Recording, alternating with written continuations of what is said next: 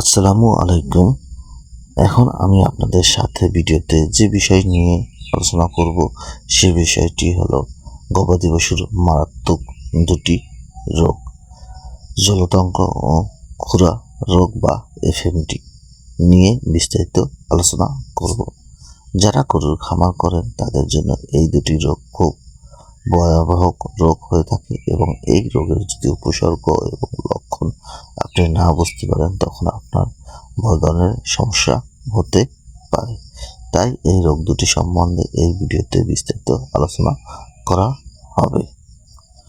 খুরা রোগ, foot and mouth disease, যাকে সংক্ষেপে এফএমডি বলে থাকে। এটি একটি অত্যন্ত সংক্রমণ ভাইরাসজনিত রোগ।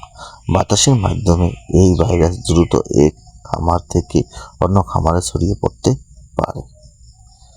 প্রাথমিক উপসর্গ বা লক্ষণগুলো: আক্রান্ত পশু প্রচণ্ড জ্বর হয়, 104 থেকে 106 ফারেনহাইট হয়। পশু কাঁপে এবং খাওয়া ও জাবর কাটা বন্ধ করে দেয়। মুখে অবস্থান: জিহ্বা, মাড়ি এবং ঠোঁটের ভেতরের দিকে ছোট ছোট ফোস্কা পড়ে। ফোস্কা ফেটে গিয়ে লালচে ঘায়ের সৃষ্টি হয়, যা থেকে প্রচুর আঠালো লালা ঝরতে থাকে। খুরের অবস্থান: খুরের মাঝখানে ঘা হয়। অনেক সময় গায়ে পোকা জন্মাতে পারে, যার ফলে পশু খুঁড়িয়ে চলে এবং দীর্ঘ সময় শুকাতে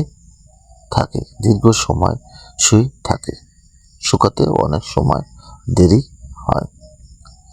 বাছুরের ক্ষেত্রে বড় গরুর চেয়ে বাছুরের জন্য এই রোগটি বেশি মারাত্মক। অনেক সময় কোনো লক্ষণ প্রকাশ আগেই বাছুর হৃদযন্ত্রের ক্রিয়া বন্ধ হয়ে মারা যেতে পারে।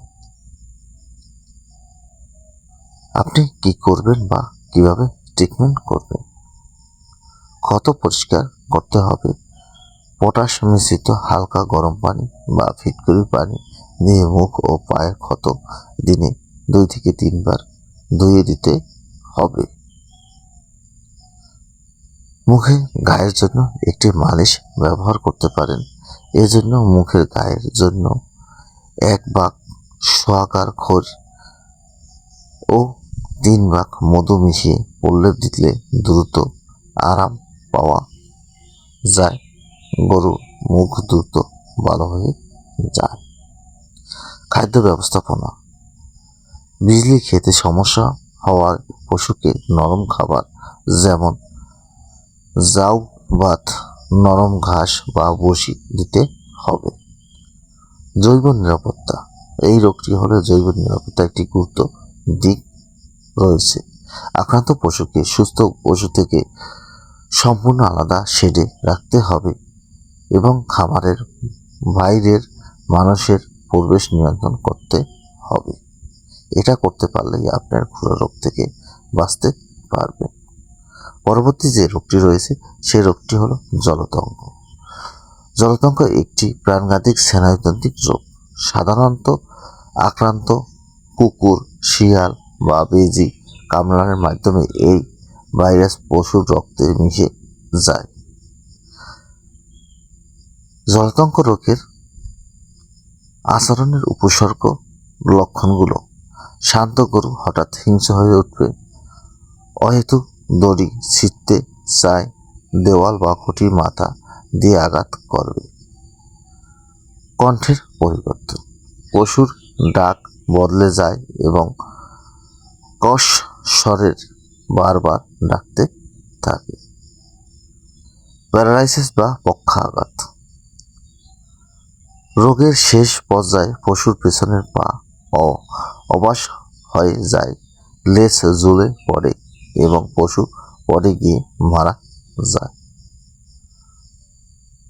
ঝল ভীতি: পশু পানি দেখলে ভয় পায় এবং গলার পেশি শক্ত হয়ে যাওয়ার কারণে পানি পান করতে পারে না। প্রাথমিক ব্যবস্থা বা আপনার গরুর যদি জলতঙ্ক হয় তাহলে আপনি কি করবেন? যদি কোনো পাগল কুকুর বা শিয়াল কামড়ায় তবে দেরি না করে সাথে সাথে কাপড় কাঁচা সাবান বা হুইলের গুঁড়া, যাতে ক্ষত বেশি থাকে, দিনে অন্তত 15 থেকে 20 মিনিট ক্ষতস্থানটি প্রবাহিত পানি নিচে ধুতে হবে। এতে ভাইরাসের কার্যকারিতা অনেক কমে যায়। ভ্যাকসিনেশন।